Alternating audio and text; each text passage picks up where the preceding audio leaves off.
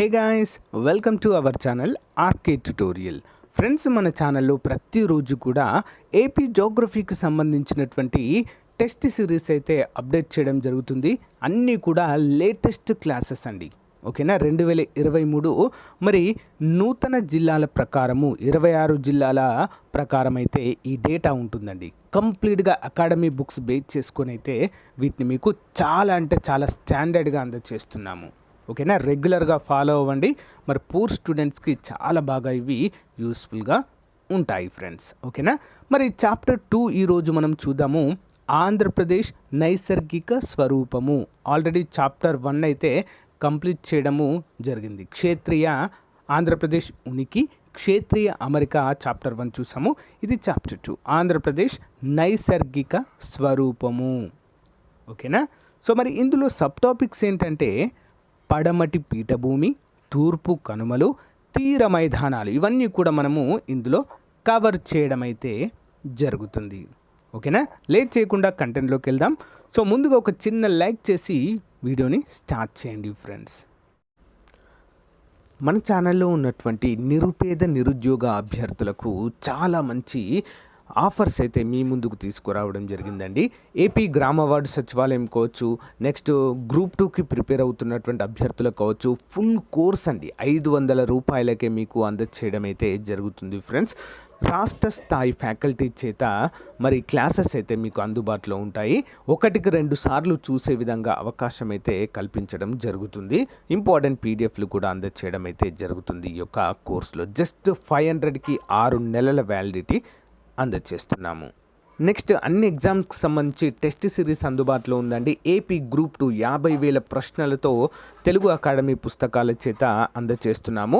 50,000 క్వశ్చన్స్తో పాటు 50,000 క్వశ్చన్స్కి సంబంధించి పీడిఎఫ్ ఫైల్స్ చాప్టర్ వైజ్గా, ఓకేనా, సబ్జెక్ట్ వారీగా క్లియర్గా ఉంటుందండి. Each and every topic PDF మీరు ఉచితంగా అయితే డౌన్లోడ్ చేసుకోవచ్చు. ఏపీ సచివాలయం కూడా అందుబాటులోనే ఉంది.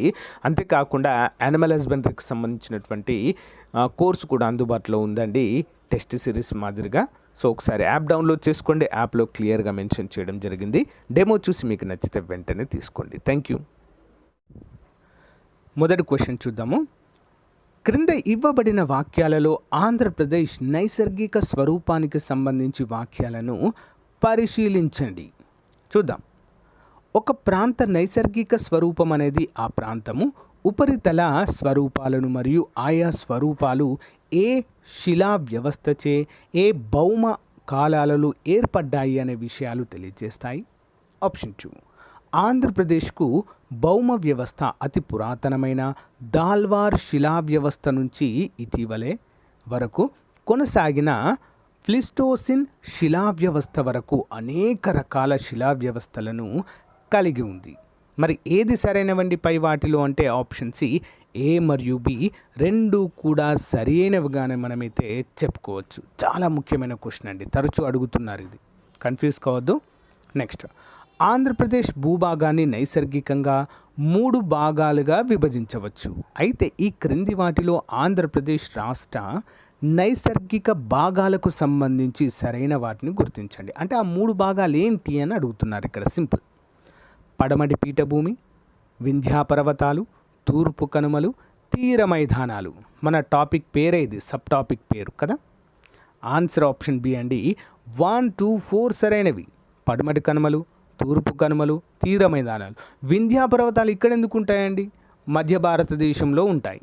వింధ్యా సత్పుర పర్వతాలు భారతదేశాన్ని 2 భాగాలుగా, ఉత్తర మరియు దక్షిణ భాగాలుగా విభజించేవేంటి? వింధ్యా సత్పుర పర్వతాలు. Okay, important. సో అవి మన దక్షిణ భారతదేశంలో ఉండవు. ఆంధ్రప్రదేశ్లో పడమటి పీఠభూమి ఉంటుంది. నెక్స్ట్ అంటే పడమటి కనుమలు, సింపుల్గా చెప్పాలంటే పశ్చిమ కనుమలు అని కూడా చెప్పుకోవచ్చు. తూర్పు కనుమలు, తీర మైదానాలు. Okay, next one. పడమటి పీఠభూమి ప్రాంతం ప్రధానంగా ఈ క్రింద ఇవ్వబడిన ఏ శిలలతో ఏర్పడింది? పడమటి పీఠభూమి లేదా పశ్చిమ కనుమలు. ఆన్సర్ ఆప్షన్ డి అండి. 1, 2, 3, 4 అన్నీ సరైనవే. గ్రానైట్ శిలలు, క్వార్జ్ శిలలు, అతి పురాతనమైన ఆర్కియన్ నీస్ శిలలు మరియు షిఫ్ట్ శిలలు. వీటన్నిటితో కూడా పడమటి పీఠభూమి అనేది ఏర్పడడం అయితే మనము చూడవచ్చు. మరి మన దక్షిణ భారతదేశం మొత్తము కూడా ఇది అగ్నిపర్వత శిలలతో ఏర్పడినటువంటి అత్యంత గట్టి ప్రాంతం అండి. అందుకే దక్షిణ భారతదేశంలో భూకంపాలు రావడము చాలా చాలా అరుదు. ఓకే, గమనించాలి. ఇలాంటి శిలలన్నీ కూడా అగ్నిపర్వత అవశేషాలతో మాత్రమే ఏర్పడతాయి. అగ్నిపర్వతాలు వాటి యొక్క అంటే అవి బ్లాస్ట్ అయినప్పుడు వచ్చేటువంటి వివిధ ద్రవాలే ఈ శిలలుగా ఏర్పడ్డాయి. నెక్స్ట్ వన్, పడమటి పీఠభూమికి సంబంధించి ఈ క్రింది వాక్యాలను పరిశీలించండి. చూద్దాం. తెలంగాణలోని అన్ని జిల్లాలు మరియు రాయలసీమలోని అనంతపురము, నంద్యాల ప్రాంతాలు పడమటి పీఠభూమిలో అంతర్భాగంగా ఉన్నాయి. ఆప్షన్ 2, అనంతపురం, కర్నూలు జిల్లాలలో కొంత భాగము మైసూరు పీఠభూమిలో అంతర్భాగాలుగా ఉన్నాయి. ఈ పీఠభూమి 4 రకాల శిలలతో ఏర్పడింది. పై వాటిలో సరికాని వాక్యము ఏది అంటున్నారు. ఆన్సర్ ఆప్షన్ బి అండి, 2 మాత్రమే సరికాదండి. ఓకేనా, 2 మాత్రమే. అనంతపురం, కర్నూలు జిల్లాలలో కొంత భాగము మైసూరు పీఠభూమిలో అంతర్భాగంగా ఉన్నాయి అనేది తప్పు. మిగతావన్నీ సరైనవిగానే మనము చెప్పుకోవచ్చు. తెలంగాణలోని కొన్ని జిల్లాలు మరియు రాయలసీమ, అనంతపురం, నంద్యాల ప్రాంతాలు పడమటి పీఠభూమిలో అంతర్భాగంగానే ఉన్నాయి. ఇంకా వేరే ప్రాంతాలు అయితే ఇక్కడ ఉండవు. ఈ పీఠభూమి 4 రకాల శిలలతో ఏర్పడింది. ఆ శిలలు ఏంటని కూడా పైన చూసాం. గ్రానైట్, క్వార్జ్, అతి పురాతనమైన ఆర్కెన్నీస్, షిఫ్ట్ శిలలు. Okay, clear. నెక్స్ట్ వన్ చూద్దాం. సో చాలామంది అడుగుతున్నారు ఇండియన్ జాగ్రఫీ పైన కూడా మాకు క్లాసెస్ కావాలి అని చెప్పేసి అడుగుతున్నారు. తప్పకుండా ఏపీ జాగ్రఫీ అయిపోయిన వెంటనే నెక్స్ట్ స్టార్ట్ చేసేది ఇండియన్ జాగ్రఫీ మరియు Indian geography plus AP economy కూడా అడుగుతున్నారు చాలామంది. అది కూడా రెడీగానే ఉంది friends. So Indian geography, AP economy 2 కూడా సైమల్టేనియస్గా 2 క్లాసులు కూడా చెప్పుకుందాం. Okay, next question. ఈ క్రింద ఇవ్వబడిన వాక్యాలను పరిశీలించండి. క్వశ్చన్ నెంబర్ 1, ఆప్షన్ 1, అతి పురాతనమైన అవక్షేప శిలలు రూపాంతరం చెందగా ఏర్పడినవి. నెక్స్ట్, ఎక్కువగా నీస్ మరియు షిఫ్ట్ శిలల రూపంలో ఉంటాయి. పై వాక్యాలు ఈ క్రింది ఏ రకమైన శిలలకు చెందినవి. ఆన్సర్ ఆప్షన్ డి, దార్వాల్ శిలలండి. ఓకేనా, దార్వాల్ శిలలుగా మనమైతే చెప్పుకోవచ్చు. ఇవి దార్వార్ శిలలు అనేవి అత్యంత పురాతనమైన అవక్షేప రూపాంతరం చెందినటువంటి శిలలు. ఎక్కువగా నీస్ మరియు షిఫ్టుల రూపంలో ఇవైతే మనకు కనిపిస్తాయి, దార్వార్ శిలలు. Next question. ఈ క్రింది వాటిలో దార్వార్ శిలలు సుమారు ఎన్ని సంవత్సరాలకు పూర్వము భూ అంతర్భాగం నుండి శిలాద్రవము బహిర్గతం కావడం వల్ల ఏర్పడ్డాయి. శిలాద్రవం అంటే ఏంటి అండి?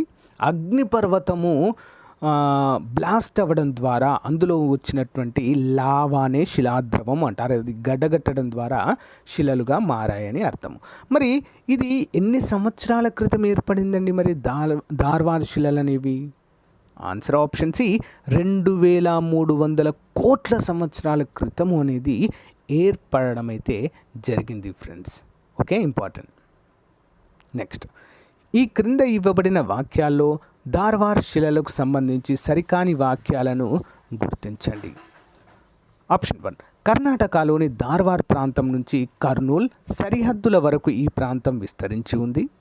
నెక్స్ట్, ఇవి అనేక విలువైన ఖనిజాలకు ప్రసిద్ధి చెందిన శిలలు. ఈ ప్రాంతంలో ముఖ్యంగా బంగారం, అబ్రకం, ఇనుము లాంటి ఖనిజాలు లభ్యమవుతున్నాయి. ఓకే, మరి సరికాని వాక్యం ఏంటండి ఇక్కడ? ఆన్సర్ ఆప్షన్ 1 మాత్రమే సరైనది. కర్ణాటకలోని దార్వార్ ప్రాంతం నుండి కర్నూలు సరిహద్దు వరకు ఈ ప్రాంతం ఉంది అనేది తప్పండి. ఓకేనా, మరి ఇవి అనేక విలువైన ఖనిజాలకు ప్రసిద్ధి చెందింది.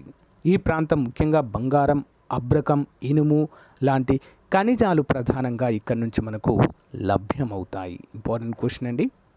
నెక్స్ట్ వన్, దార్వార్ శిలల యొక్క విస్తరణకు సంబంధించి ఈ క్రింద ఇవ్వబడిన ఏ జిల్లాలతో దార్వార్ శిలలకు సంబంధము కలదు? విజయనగరం, విశాఖపట్నం, పార్వతీపురం మన్యము, అల్లూరు సీతారామరాజు. ఏ జిల్లాలో మనకు ఈ దార్వార్ శిలలు అనేవి ఎక్కువగా కనిపిస్తాయి అని అర్థం. సింపుల్. ఆప్షన్ డి, అన్ని జిల్లాల్లో కూడా 1, 2, 3, 4 విజయనగరంలో కనిపిస్తాయి, విశాఖపట్నంలో, పార్వతీపురం మన్యంలో, అల్లూరి సీతారామరాజు ఒకే బెల్ట్లో ఉంటాయండి. ఇవన్నీ కూడా పక్క పక్కకే ఉంటాయి.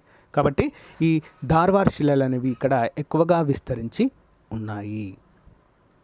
నెక్స్ట్ వన్, వికోశీకరణ కారణాల వలన ఈ క్రింది వాటిలో ఎన్ని సంవత్సరాల క్రితం మిగిలిపోయిన ధార్వార్ శిలలు శిథిలం కావడం వల్ల ఏర్పడిన అవశేషాలనే కడప శిలలు అంటారు. వికోశీకరణము కారణంగా అంటే రూపాంతరం అండి. అంటే ఒక శిల నుంచి కొన్ని కోట్ల సంవత్సరాల తర్వాత అవి రూపాంతరం చెందుతాయండి. ఓకేనా. మరి అలా రూపాంతరం చెందడం ద్వారా ఏర్పడినటువంటి అవశేష శిలలను కడప శిలలు అని పిలుస్తారు. ఎన్ని కోట్ల సంవత్సరాల క్రితం ఏర్పడ్డాయండి? ఎన్ని సంవత్సరాల క్రితం అంటే ఆన్సర్ ఆప్షన్ సి, 50 కోట్ల సంవత్సరాల క్రితము అవి రూపాంతరం చెంది, ధార్వార్ శిలలు రూపాంతరం చెంది అవశేష కడప శిలలుగా ఏర్పడ్డాయి. ఓకేనా, ఇంపార్టెంట్. నెక్స్ట్ వన్, ఈ క్రింది వాటిలో కడప శిలలకు సంబంధించి సరికాని వాక్యాన్ని గుర్తించండి. సరికానిది కడప శిలలు. కడప శిలలు అంటే ఏంటండి? ధార్వార్ శిలలకు యొక్క రూపాంతరంగా చెప్పుకోవచ్చు. ఓకే, మరి వీటి గురించి సరికాని వాక్యము. ఇవి ప్రాచీన అవశేష శిలల రకానికి చెందినవి. కరెక్ట్. ఈ శిలలలో ఎక్కువగా శిలాజరహితమైన పలకరాయి, quartz, asbestos, mica, cement grade లాంటి ఖనిజాలు లభ్యమవుతున్నాయి. ధార్వార్ శిలలు శిథిలం కావడం వల్ల ఏర్పడిన అవశేషాలే కడప శిలలు. మరి సరికానిది ఏంటండి? Option D. పైవన్నీ కూడా సరైనవి, తప్పుగా ఏమీ కూడా లేవు. ఇక్కడ సరికానివేవి అని అడుగుతున్నారండి. సో పైవన్నీ సరైనవే. ఓకేనా. నెక్స్ట్ వన్ చూద్దాం. కడప శిలల యొక్క విస్తరణకు సంబంధించి ఈ క్రిందే ఇవ్వబడిన ఏ జిల్లాలలో కడప శిలా వ్యవస్థకు సంబంధం ఉంది? అన్నమయ్య, సత్యసాయి, కడప, కర్నూలు. ఏ జిల్లాలలో, సింపుల్గా చెప్పాలంటే ఏ జిల్లాలలో యొక్క కడప శిలలు విస్తరించి ఉన్నాయి? కడప శిలలు అంటే వేరే ఏమనుకోవద్దు, ధార్వార్ శిలలు ఏవైతే ఉన్నాయో అవి రూపాంతరం చెందగా ఏర్పడినవి కడప శిలలు కదా. ఎక్కడ విస్తరించి ఉన్నాయండి? Option D. 1, 2, 3, 4 అన్నీ సరైనవి. అన్నమయ్యలో, సత్యసాయిలో, కడపలో, కర్నూలు జిల్లాల్లో ఇవి ఎక్కువగా విస్తరించి ఉంటాయి. నెక్స్ట్ వన్, ఈ క్రింది వాటిలో కర్నూలు శిలలకు సంబంధించి సరికాని వాక్యాలను గుర్తించండి. కర్నూలు శిలలకు సంబంధించి ఆన్సర్ ఆప్షన్ బి అండి. 1, 2 మాత్రమే సరైనవి. చూద్దాం. ఇవి కడప, కర్నూలు ప్రాంతాలలో విస్తరించి ఉన్నాయి. ఈ శిలలలో లోహ ఖనిజాలు అనేవి ఎక్కువగా ఉంటాయి. 1 and 2 రెండు సరి అయినవే. నెక్స్ట్ వన్, క్రింది వాక్యాలను పరిశీలించండి. సముద్రం ఉప్పొంగి ఈ శిలలు ఏర్పడ్డాయి. ఇవి తాడేపల్లిగూడెం, జాగర్లముడి, నూజివీడు, తుని, రాజమండ్రి, సంగం, కావలి ప్రాంతాల్లో కనిపిస్తాయి. పెట్రోలియం సహజవాయు నిల్వలకు ఇవి ప్రసిద్ధి. మరి పైన తెలిపిన వాక్యాలు ఈ క్రింది వాటిలో ఏ శిలా వ్యవస్థకు సంబంధించినవి? Important question. Option C, Rajahmundry శిలలు. ఇంపార్టెంట్ క్వశ్చన్ అండి, రాజమండ్రి శిలలు. ఓకేనా, గమనించాలి అందరూ కూడా. పెట్రోలియం సహజవాయువులు ఇక్కడి నుంచి తీస్తూ ఉంటారు కదండి. సో సముద్రము ఉప్పొంగి వాటి కోత వల్ల ఏర్పడినటువంటి శిలలు ఇవి. నెక్స్ట్ వన్, మెసోజోయిక్ యుగ చివరి కాలమైన క్రెటేషియస్ కాలంలో భారత ద్వీపకల్ప ప్రాంతంలోని భూపటలంలోని విధారాల గుండా లావా బహిర్గతం కావడం వల్ల ఈ క్రింది వాటిలో ఏ ప్రాంతం ఏర్పడింది? ఆప్షన్స్ అండి. దక్కన్ నాపలు అంటాము. దక్కన్ నాపలు ఇంపార్టెంట్.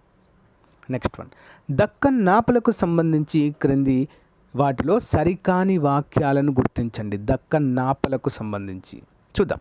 వివిధ సమయాల్లో లావా బహిర్గతం కావడం వల్ల ఒక లావా పొర మీద మరొక లావా పొర ప్రవహించి కొసల భాగాల్లో మెట్ల ఆకారంలో ఉండడం వల్ల వీటిని ట్రాప్స్గా పిలుస్తారు.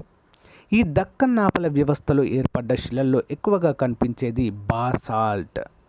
ఈ దక్కన్ నాపల వ్యవస్థ ఆంధ్రప్రదేశ్లో గోదావరి జిల్లాలు, ఏలూరు, ప్రకాశము, గుంటూరు, పల్నాడు జిల్లాల్లో అక్కడక్కడ కనిపిస్తాయి. మరి సరికాని వాక్యం ఏంటండి ఇందులో అని చూసినట్లయితే అన్నీ కూడా సరైనవే, తప్పుగా ఏమీ కూడా లేదు.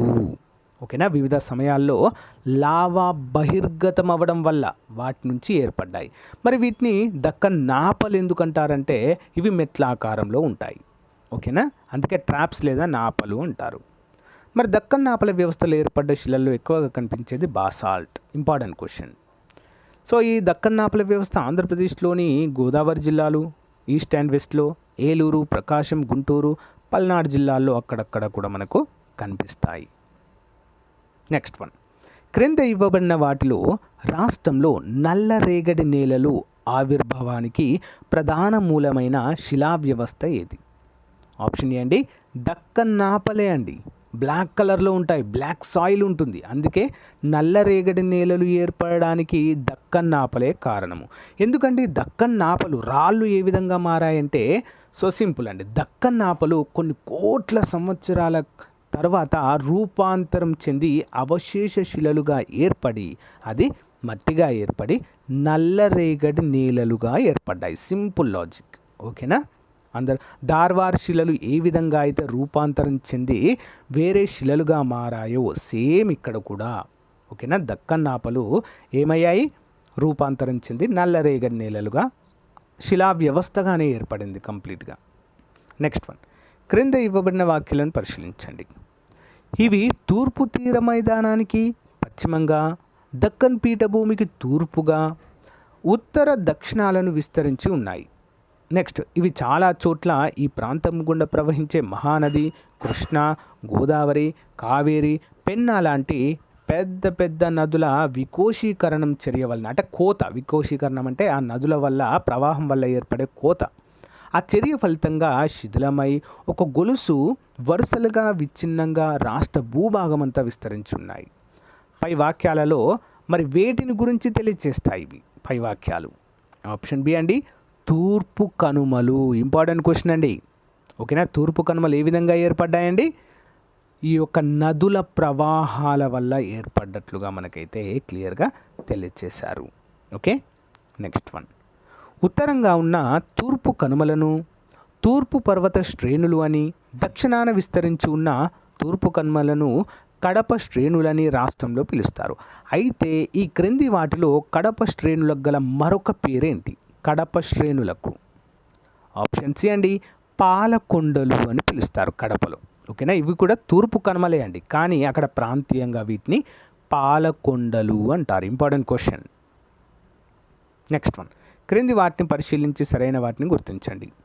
తూర్పు కనుమలలో అత్యంత ఎత్తైన శిఖరం ప్రస్తుతం అల్లూరి సీతారామరాజు జిల్లాలోని అరకు వ్యాలీ వద్ద గల జిందగడ శిఖరం 1690 మీటర్ల ఎత్తు ఉంది. తూర్పు కనుమల్లో అతిపెద్ద శిఖరం ఇది, జిందగడ శిఖరము.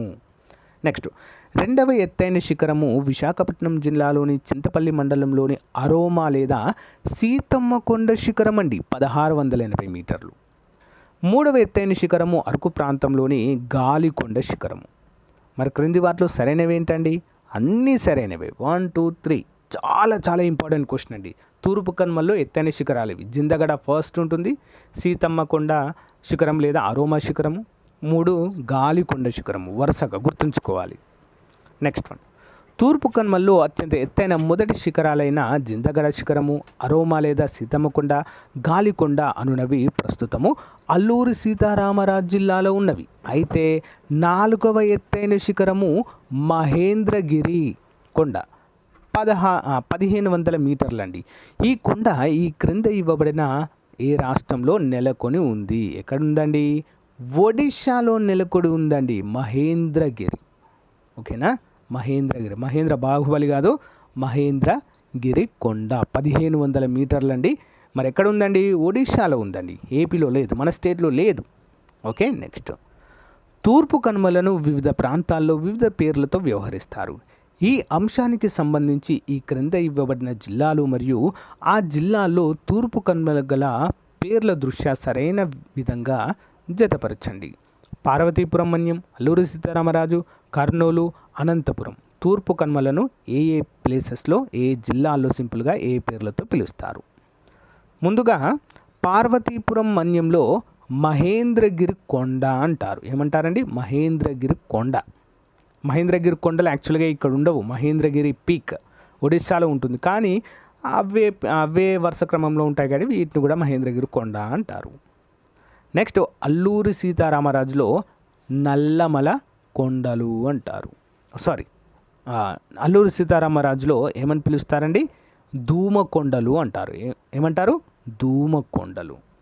నెక్స్ట్ కర్నూలులో చూసినట్లయితే నల్లమల కొండలు. ఓకే, అనంతపురంలో ఎర్రమల కొండలు అనే పేరుతో పిలుస్తారు.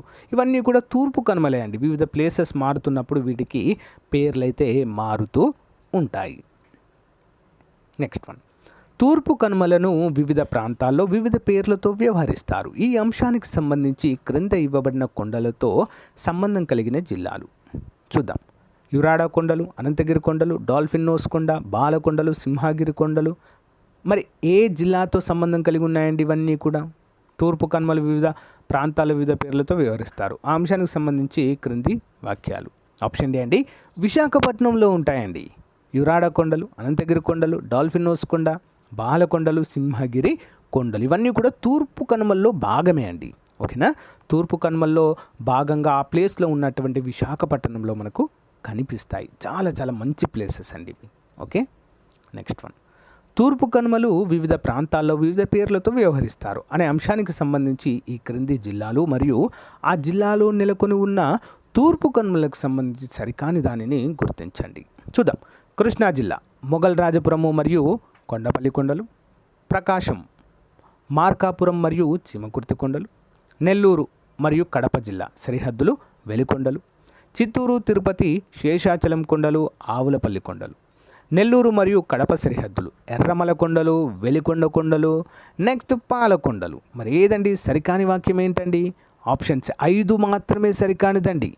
నెల్లూరు అండ్ కడప సరిహద్దులు ఎర్రమల కొండలు, వెలికొండలు, పాలకొండలు అనేది తప్పు.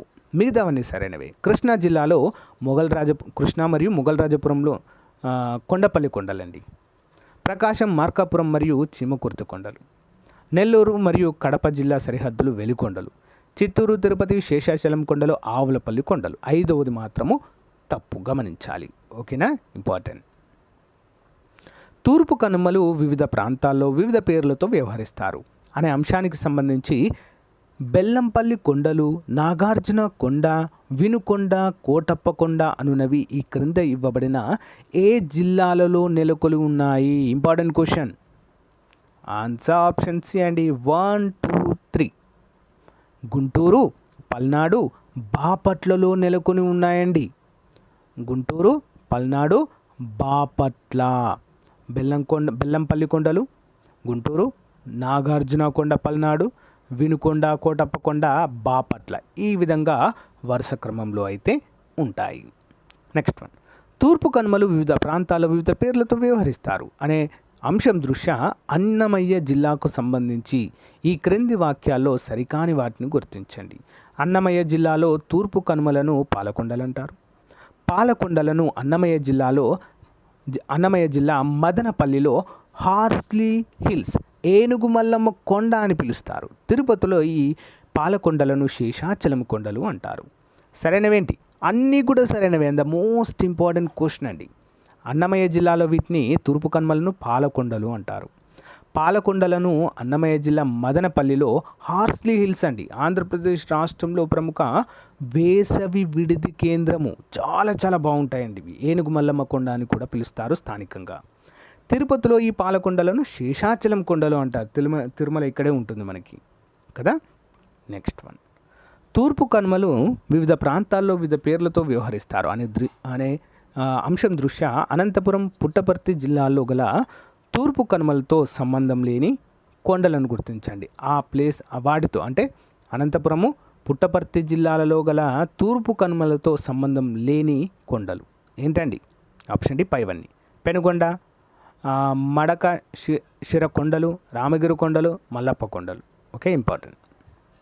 నెక్స్ట్, రాష్ట్రంలోని అతిపెద్ద కొండలు నల్లమల కొండలు. అయితే ఈ క్రింద ఇవ్వబడిన ఏ జిల్లాల్లో నెలకొని ఉన్నాయి ఈ యొక్క నల్లమల కొండలు? ప్రకాశం, కడప, నంద్యాల, కర్నూలు. ఆన్సర్ ఏంటండి? Option D.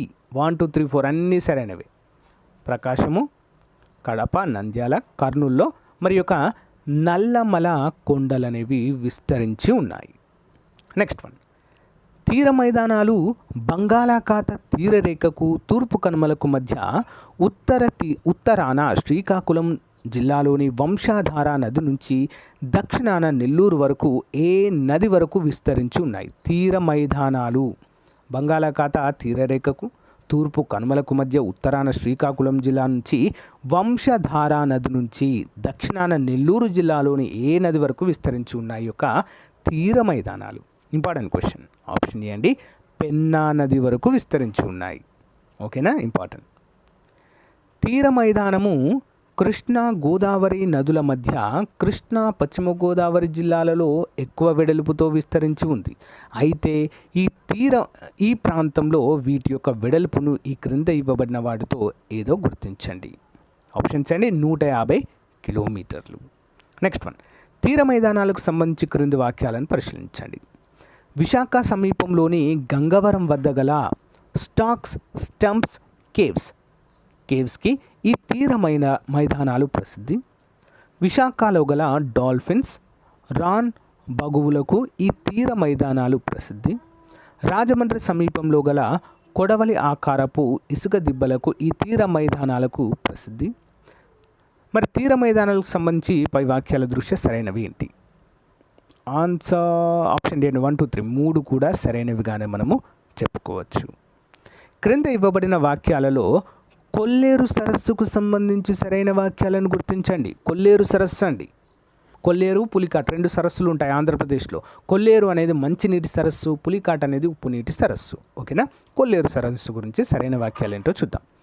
ఏలూరు జిల్లాలోని తీర మైదానాల్లో ఆంధ్రప్రదేశ్లోకెల్లా అతిపెద్ద సరస్సు కొల్లేరు. ఈ కొల్లేరు సరస్సు విస్తీర్ణము 270 చదరపు కిలోమీటర్లు.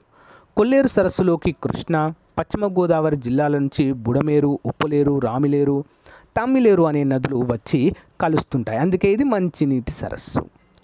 సరైనది ఏంటండి? ఆప్షన్ 3 అండి, 1, 3 1 మరియు 3 సరైనవి. దీని విస్తీర్ణం తప్పించారనుకోండి, మిగతావి 2 కూడా సరైనవిగా మనం చెప్పుకోవచ్చు. ఈ క్రింద ఇవ్వబడిన వాటిలో కొల్లేరు సరస్సులోని నీరు బంగాళాఖాతంలోకి చేర్చే నదిని గుర్తించండి. ఆప్షన్ ఏ అండి, ఉప్పుటేరు అనేటువంటి సరస్సు నుంచి కొల్లేరు సరస్సు నీరు బంగాళాఖాతంలోకి వెళ్తుంది. ఈ క్రింది వాటిలో ఆంధ్రప్రదేశ్ నుంచి రామ్సార్ ఒప్పందంలో భాగంగా చేర్చిన చిత్తడి ప్రాంతం ఏది? ఆప్షన్ బి, కొల్లేరు సరస్సు చిత్తడి వెట్లాండ్స్ అంటాం కదా, ఆ ప్రాంతం అంతా కూడా. పులికాట్ సరస్సుకు సంబంధించి క్రింద ఇవ్వబడిన వాక్యాలను గుర్తించండి. ఆంధ్రప్రదేశ్ తమిళనాడు సరిహద్దులో విస్తరించున్న అతిపెద్ద సరస్సు పులికాట్ సరస్సు. ఇది ఆంధ్రప్రదేశ్లోని తిరుపతి జిల్లాలో విస్తరించి ఉంది.